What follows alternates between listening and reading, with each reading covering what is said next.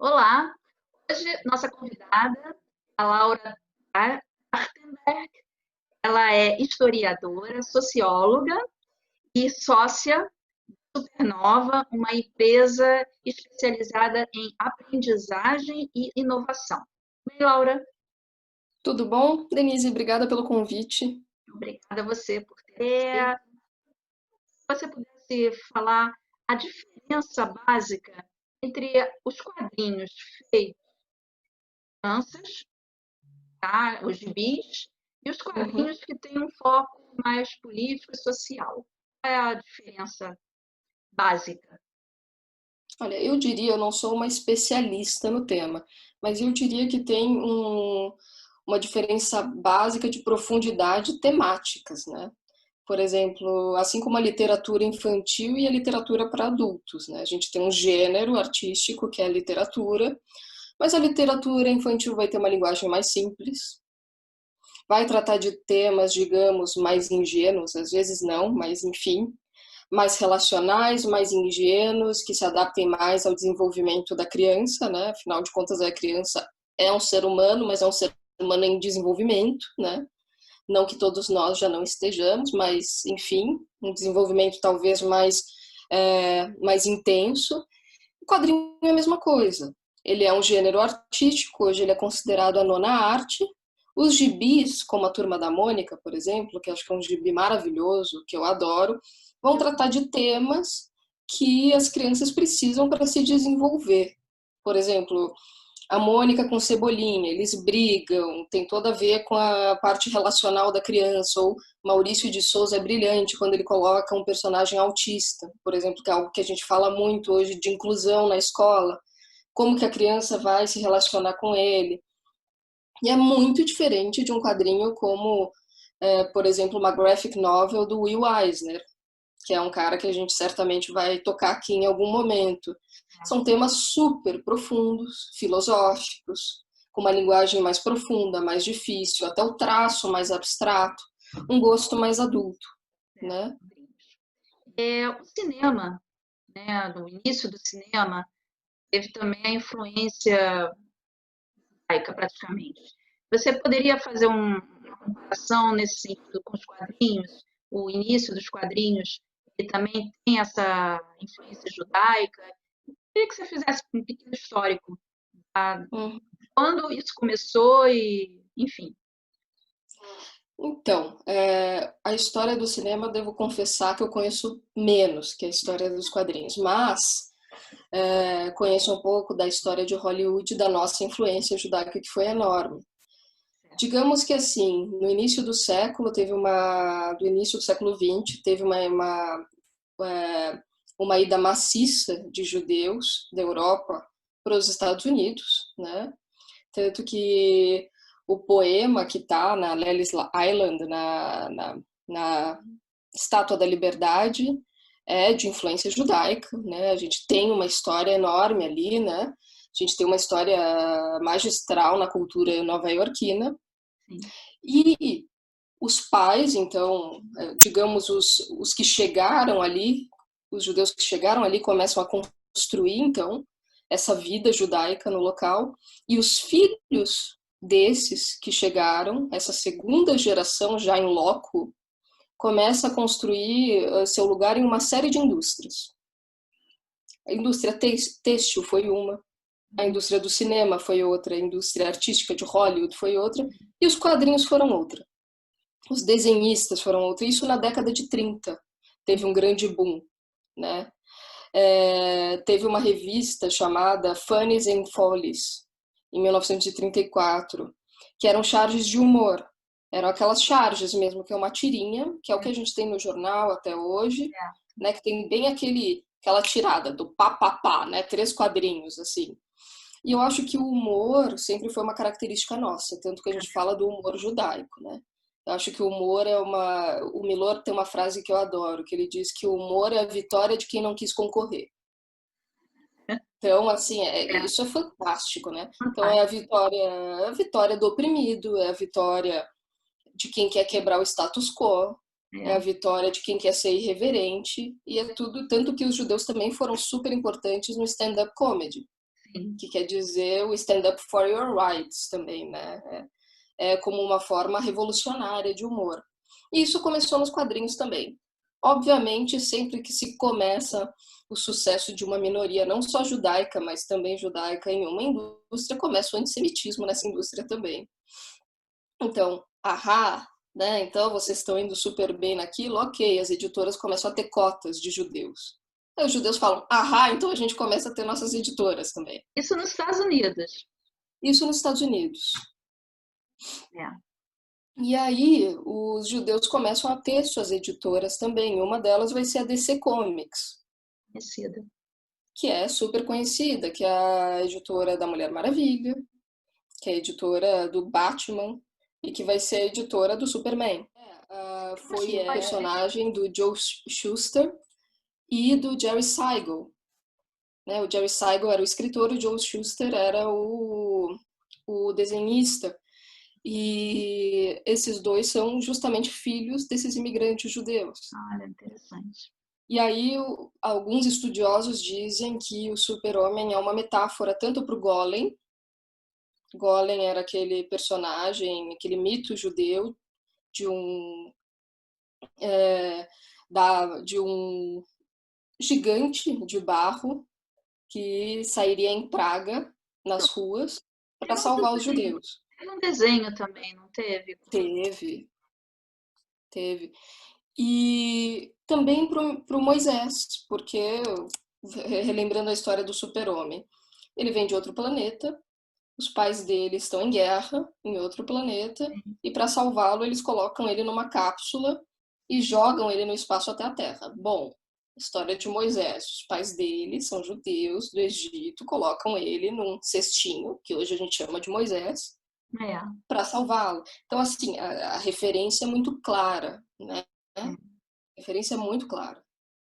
Se a explicação, né? Isso já é uma coisa assim, já falada há muito tempo, há muitos anos, ou isso é uma descoberta recente? Quando é que começou a aparecer, né, essa influência judaica nessas histórias? Porque, assim, menos eu sempre conheci Super-Homem, Batman, mas nunca soube de nenhuma relação, né, com essa relação, como você está explicando aí, com o judaísmo. Isso é mais ou menos recente ou é uma coisa que sempre existiu, sempre foi mostrada e revelada? Então, no Brasil isso é muito pouco conhecido. Muito, muito pouco conhecido. Na França e nos Estados Unidos é muito conhecido, tem muita bibliografia sobre. Sobretudo nos Estados Unidos, tem até um livro muito bacana, eu adorei o título, que se chama Up, Up, Oy Vey, que são os judeus nas histórias em quadrinhos. Isso é muito conhecido até pela comunidade nova-iorquina, que sempre se orgulhou muito, né, do seu papel ali. Agora, e também tem uma questão de, no Brasil, as pessoas ainda confundirem muito isso da sua primeira pergunta. Elas acham que história em quadrinho é algo para criança. Exatamente. Na América Latina, isso em geral, né? E, enquanto na França, nos Estados Unidos, nossa, é super valorizado como forma de arte. Cultural, né? É cultural. Tem um conteúdo cultural e de importância, né? Então, assim, e também tem uma questão de que, de fato, a história em quadrinho demorou um pouco mais para ser valorizada no mundo, né? Ela ainda não é aqui, mas no mundo ela também demorou um pouco mais. Então, assim, eu fiz até uma matéria na história que era sobre isso. Então, se eu não me engano, faz tempo que eu não leio sobre, mas acho que foi nos anos 70 que começa a se 60, 70 que começa a se entender a história em quadrinho um pouco melhor e os estudos disso só mais tarde, né? É intencional não falar, não revelar sobre isso? Sempre existiu o antissemitismo e sempre eles criaram esses personagens, não tem interesse em divulgar, talvez por isso. Eu acho que assim, tem duas questões, e acho, né? Isso é uma inferência, não li em nenhum lugar. Acho que, de um lado, o antissemitismo, e de outro, talvez não nichar o personagem, porque parece que no momento que a gente diz, então o Super-Homem é judeu, parece que a gente exclui um público dele, sabe? De ser Super-Homem, né? Assim, sabe? Então, assim, talvez tentar não nichar, mas é interessante porque vários personagens, como até o Moon Knight, que era um dos personagens lá, é, mesmo a Batwoman, que eu não sabia, a Catwoman, eu não sabia, mas também tem sua Isso. Uma, função. Asterix. Sim, verdade. O Asterix e Obelix, um dos criadores deles é o René Goscinny, e ele foi um cara que sofreu muito antissemitismo, muito. A origem Se eu não me dele, engano, ele veio do leste europeu para a França, e ele falou para a filha dele, em determinada ocasião, que a aldeia do Asterix e Obelix era uma homenagem aos guetos. Muito legal, né? E muito. é aquilo, eu sempre fui fã de Asterix e Obelix. Não, né? Nossa, eu sou assim, eu assisto todos os filmes, assim, eu É, sou louca por eles, e assim, nunca me passou pela cabeça é a difícil. analogia. Eu também não. Tanto que a filha dele, para homenageá-lo, ela poderia ter feito. Ele é um rei na França, as pessoas adoram ele, adoram. Ela poderia ter feito a homenagem de vida dele em qualquer museu, qualquer instituição, e ela escolheu o Museu de Arte e História do Judaísmo, de Olha, Paris, para fazer isso, isso. isso pra gente é Então, muito bom, né? nossa, foi uma exposição linda, assim, que ocupou quase todo o museu, e é um museu belíssimo. Quem for para lá em breve, pós-pandemia, não É. deixe de visitar. Laura, quando é que você começou a se interessar pelos quadrinhos? Bom, como eu disse até no encontro, eu sou uma nerd convicta, né? Sou uma, assim, eu adoro, eu sou uma curiosa por natureza e leio muito, estou sempre assistindo muita coisa. Eu sempre gostei de animação. Isso, eu sempre gostei de desenho e animação, mas eu acho que foi assim meio na pré-adolescência, com 12, 13 anos, que eu descobri Angeli, que eu descobri Laerte, que eu descobri a Mafalda. E aí eu me encantei por aquilo, né? Eu me encantei completamente e eu procurava e tinha pouco no Brasil. Tinha pouca publicação. É, Aí eu fui estudar na França. E a primeira vez que eu entrei numa FENAC na França, que é um absurdo de quadrinhos, porque eles adoram, eu surtei. nossa. E o quadrinho, assim, você citou aí alguns, esses Angeli, na época o Enfio também, né, que Sim. fazia já, é um outro tipo de quadrinhos que já é essa linha mais crítica, mais política, né? Uhum. E ao mesmo tempo eu sinto que houve assim uma mudança ao longo dos anos, né, em relação ao conteúdo, né, e ao politicamente correto. Até mesmo o Maurício de Souza, ele antigamente não tinha esses personagens que hoje são personagens de inclusão, né, total, né, Uhum. uma personagem que é cadeirante, enfim, houve uma mudança grande. São a Israel, por exemplo, eles têm esse mercado de quadrinhos, porque assim eu particularmente não conheço muito. Existe um trabalho nesse Eles têm, sentido? Tem? eles têm quadrinistas famosos. Eu posso citar dois aqui. Tem um quadrinho belíssimo chamado Caó Tel Aviv. Confesso que eu não lembro direito do nome do autor, mas colocando Caó Tel Aviv vocês vão ver e é muito legal. É um quadrinho A bem O que você diz é o K mesmo mesmo. e O. Camila. Isso. Não tem a... E que ele conta, na verdade, é uma paródia de como é difícil viver em Tel Aviv. E é mesmo, porque é uma cidade cara, é uma cidade que é difícil sobreviver, né? E apesar de ser uma cidade maravilhosa. E tem um outro cara que está fazendo muito sucesso na internet, que é o Yehuda Devir, que é um cartunista que ele faz, na verdade, desenhos sobre como é conviver com a mulher dele em Israel. É muito engraçado. E ele está fazendo muito sucesso porque ele é muito engraçado e ele é muito meigo ao mesmo tempo. Tem muita ternura, né, no cotidiano que ele coloca. Você falou que ele está fazendo sucesso na internet. É isso que eu te pergunto. Quadrinhos sempre foram assim, ou em como jornais ou revistas, é, quadrinhos podem existir apenas no mundo virtual? Está se fazendo assim, esse tipo de trabalho? Está mudando bastante. Eu acho que tudo vai mudar muito. Uma outra área que eu estudo muito é tecnologia, sociologia da tecnologia. Eu acho que, inevitavelmente, aliás, um dos livros mais importantes de tecnologia se chama Inevitável, vai mudar. A gente, não que o quadrinho físico vá deixar de existir. Eu acho que ele Igual o não vai. jornal, né? Igual ao jornal. Eu acho que vai ser diferente. Quadrinistas que conseguem se Então, assim, expressar em um post, em um em uma só imagem, assim, eles estão fazendo um bruto sucesso que talvez eles não teriam só com quadrinho físico. uma única imagem? Isso. Por Isso, exemplo, esse Yehuda Ad Devir é uma cena. Ele não é uma historinha, é uma cena. Um isso seria um desenho de uma cartoon. cena. Quase um cartoon. Mas é um desenho que te traz uma narrativa. Tem Entendi. alguns quadrinhos pouco conhecidos do Kino, que é o autor da Uma Mafalda, falda. assim, que são quadrinhos totalmente para adulto aí, que ele faz muitas dessas cenas. E essa é uma característica da graphic novel, que você pode ter cenas que não são tirinhas, é de página inteira.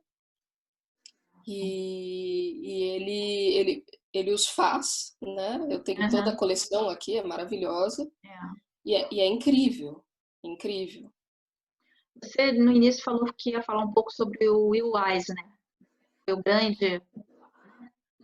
É um papa. Ele Até era hoje, judeu, prêmio, naturalmente, e ele que criou, naturalmente. né, esse novo estilo, né, que aí, se você puder falar sobre isso, é legal. Ele Claro. morreu, ele faleceu há poucos anos, né? Recentemente, Foi. se eu não me engano, foi na década de 2000, não faz muito tempo. Não, é. Ele é meu favorito, particularmente. É um dos filhos desses judeus que vieram para os Estados Unidos. Ele que alguns discordam, mas dá-se a ele o título de inventor das graphic novels, que é esse gênero que vai ter uma narrativa mais profunda, temas mais filosóficos e humanos, um traço talvez mais detalhado e mais artístico. E tem essa questão também do screen page, né, que é uma página só com quadrinhos. Eu tenho aqui até do lado o Contrato com Deus, que Ah, é a obra que marca, né, o início da graphic novel. Então até vou ver se eu acho um desses screen pages aqui para mostrar para ah, vocês. Mas ele é um cara fantástico e uma das coisas que eu acho maravilhoso que ele fez foi, por exemplo, só para mostrar um screen page, olha, né? belíssimo. Olhado, cada Belíssimo. traço, né? Sim. Uma coisa que ele fez e que eu acho belíssima ele fez um retrato para mim antropológico da vida dos imigrantes no início do século nos Estados Unidos. Não só judeus, principalmente judeus, mas não só judeus, mas ele falou dos irlandeses, ele falou dos italianos, ele falou dos alemães, ele falou do antissemitismo e do racismo. Aquilo, para mim, é quase uma fonte histórica para se Claro, trabalhar. com certeza. Tanto que um dos quadrinhos dele que eu mais gosto é o chamado Avenida Dropsy. O Avenida Dropsy é a história do cortiço onde ele morava com a família. E nesse cortiço via ter todos esses imigrantes que não tinham dinheiro para ir para um lugar melhor. E ele vai contar como essas pessoas conviviam. E isso é fantástico. Lógico. Isso é Ele retratou isso em fantástico. quadrinhos, assim, nessas Isso.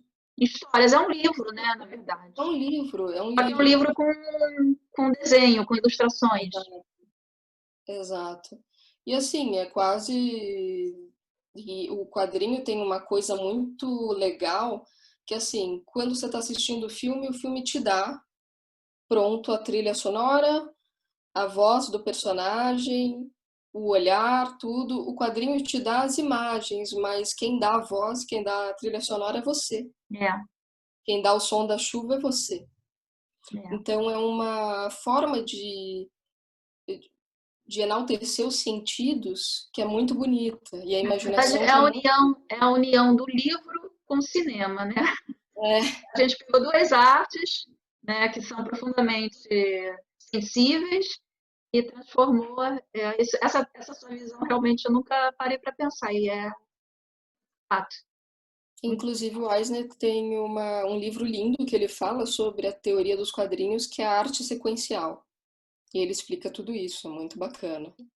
Eu tenho visto também, assim, não muitas, mas existem animações com temáticas judaicas, né? Tem, tem. As principais, em que países? No Brasil, eu não vejo muito trabalho nesse sentido, muito pouco, né? Tá.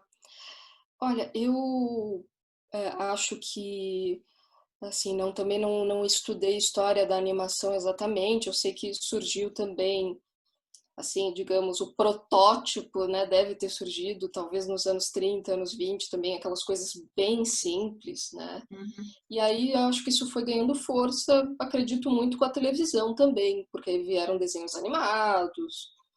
Acho que sempre ajudou os pais, né? Coloca a criança lá, pelo amor de Deus, por meia hora para assistir. Né? Acho que o Walt Disney abriu outra porta também, mas isso são só inferências. É. Agora, as animações de conteúdo judaico, acho que uma grande foi O Sonho Americano, Um Sonho Americano, que conta a história de uma família de ratos, cujo o protagonista é o Fível, que é um Horrível. ratinho. Nossa, É, o horrível. Eu Fível. lembro muito. Maravilhoso. É maravilhoso. É uma animação do Spielberg. E essa Isso, família de ratinhos judeus vão né? fugir do leste europeu para os Estados Unidos. Isso. Porque, veja, né, no leste europeu existiam gatos que caçavam eles, mas infelizmente eles vão perceber que nos Estados Unidos também tem gatos.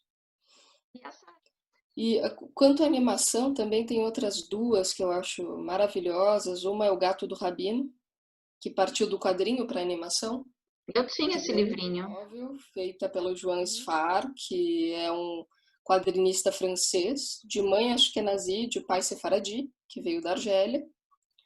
E ele conta a história do gato da filha de um rabino argelino.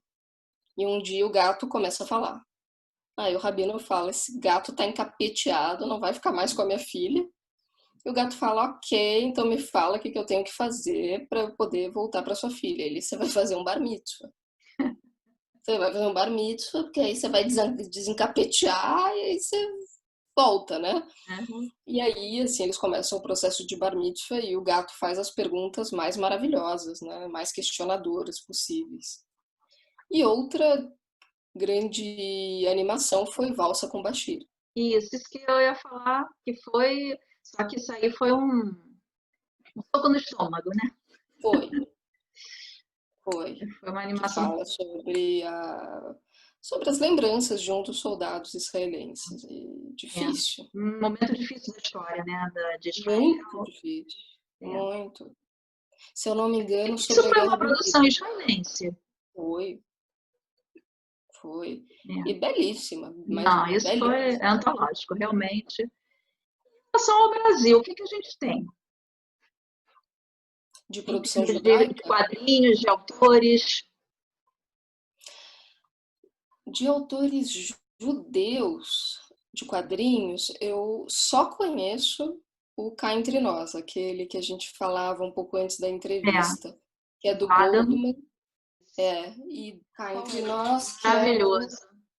Adam Grisbowski e Isso, do Goldman. Grisbox. Isso, é que é um sobrenome complicado. Porque assim, esse daqui para mim, como eu te É, falei, é livro de cabeceira. é de cabeceira É, e para mim o melhor personagem é o papagaio. Pletzeler, que é esse papagaio É, que só lê Isaac Bashevis Singer em Yiddish ou hebraico, e ele tem ele visões usa kippah, né? usa kippah e tem visões messiânicas quando come gefilte fish. Isso Cara, ele é maravilhoso. não, é. Mas são os únicos que eu conheço. Mas é interessante. Infelizmente, né, não tem essa cultura de acho que isso foi o primeiro e o único, né? Sim, Uma pena, porque poderia até desenvolver até uma animação também, né? poderia. A gente pode insistir sempre, É, né? Porque é a pena, né? foram muito bons. Quer dizer, o espaço para. A gente tem também aqui, também não tem muitas editoras, né, que possam incentivar, eu não sei. Seria. É, tá muito difícil o mercado editorial. Muito, muito, muito difícil. Então, realmente, eu não faço ideia de como seja produzir algo assim no Brasil, porque quadrinho é um negócio meio caro. Sim, você tem que fazer o roteiro do quadrinho, o roteiro das falas, as pranchas. A impressão é super cara, porque o papel é diferente. Então, se já está difícil para livro, É. Mas, de repente, como você falou agora, essa parte de. Esse espaço na internet, de repente, isso pode mudar um pouco essa situação, né? Séries, né? realmente. Nesse mercado, né? Isso em geral no mundo inteiro? Não, agora estão começando a ter bem mais. Tanto tem uma judia chamada Sarah Glidden, que Glidden? é excelente, e ela escreveu, inclusive, um quadrinho chamado Como Conhecer Israel em 60 Dias. É bem, Olha, que interessante. bem legal, assim. É recente a entrada das mulheres nesse campo, mas estão vindo com força Bom, também, né? Porque, finalmente, contas, né? aí chamar é um personagem muito capturado para isso, né? Pode ter muitas. Se a gente pode ter personagens que inspiram, por que não mulheres que possam criar, né? Exato, exato. E outra, precisa, né, dessa outra visão também. Certo. Então, assim, precisa ter a visão das mulheres, precisa ter a visão das minorias. Tanto assim, eu ia muito nas feiras de quadrinho na França, vou no Brasil também quando dá. Sim, estão surgindo muitos cartunistas LGBTs. Precisa ter, Tem que ter, porque é uma visão, né, do mundo que é lógico. diferente. Você falou em feiras, existem feiras aqui no Brasil sobre essa Existem, temática? existem. Existe uma que se chama HQ Comics, se eu não me engano, acho que é a maior delas. Aí em São Paulo? É em São Paulo. Não sei se ela vai para o Rio também. Eu sei que elas existem. Eu não sei com a pandemia como isso afetou e como está, mas assim, elas existem e são muito Acho boas. que existe um mercado tão bom, a gente tem tantas histórias, né, dentro da história judaica. Sim. Aí E fica. as pessoas adoram o humor judaico, É, sabe? e a Elas gente está adoram. E precisando, né, de isso humor. tá Cada precisando vez muito, muito, muito. Tanto que com a minha sócia, a gente inclusive fez uma live na Unibis Cultural chamada Ri da Desgraça, que é como ótimo. o humor em tempos de desgraça, e desgraça mesmo, inclusive em tempos de campos de concentração. Imagino. Pode ser uma ferramenta tanto de luta revolucionária e uma ferramenta para a gente sobreviver. É Claro. tudo isso. E assim, mas eu fico impressionada como as pessoas, inclusive não judeus, né, e sobretudo, né, porque a população geral gosta do humor judaico. Sim, eu sou professora da School of Life, que é uma instituição aqui de São Paulo, e eu fui dar uma live falar, daí eu falei, vou falar de humor judaico agora. Aí, assim, a mediadora, a Jack, que é a diretora da escola, falou: então a gente vai ter que falar só sobre isso agora, porque é muito legal. Eu vi os comentários, né? Eu disse: então vamos fazer uma live sobre o humor judaico. E eu vi os comentários das pessoas, e nenhuma me parecia ser judia, falando: faz, por favor, faz. Assim, existe público, né? Veja o sucesso do Woody Allen. Vejo o sucesso do stand-up comedy, vejo o sucesso do Seinfeld, sabe? É aquele humor sutil, né? Não é aquele humor escrachado, mas é Uhum. aquele humor sutil, inteligente, fino, Da saída, irônico. Então, irônico. assim, é É, muito bom, é é, excelente. que bom. Olha, Laura, eu ia ficar batendo papo com você aqui até amanhã, mas infelizmente a gente tem um tempo, né? E você vai fazer parece que uma live agora também pela Ibis, Isso, sobre criatividade, não é isso? exato. Vai ser Dia quando? 18. Dia Vai ser 18? dia 18, terça-feira, Hum, às 17, nos canais da Unibis. tá. Mas a Unibis que você diz, Facebook. Facebook, Instagram, Tá. YouTube. É bom que o jornal vai sair agora segunda-feira, e que as pessoas estão assistindo agora a gente, mas para dar para avisar que terça-feira vai ter essa live que parece ser bem interessante sobre criatividade. E as pessoas vão poder participar, não é mesmo? Vão, eu aguardo vocês, vai ser super legal. A gente vai falar sobre um projeto nosso chamado Criamundo, que são diálogos improváveis sobre criatividade. Então, na Supernova, a gente acredita que todo mundo é criativo e tem direito à criatividade, e a gente junta pessoas totalmente desconexas para falar sobre um tema de criatividade, e é super legal. Ótimo. Então, na terça-feira, o diálogo, a gente está fazendo perguntas uma para outra sobre isso, né? E a Clara não sabe das minhas perguntas para ela. E ela não, e eu não sei as perguntas que ela vai fazer para mim. Então, seja o que Deus quiser. Até lá. Ótimo. Com certeza vai Vai ser ser muito muito bom. bom. Querida, muito obrigada. Tá? Obrigada a você. Sucesso e que a gente possa ter outros encontros no futuro e amor sempre esteja presente.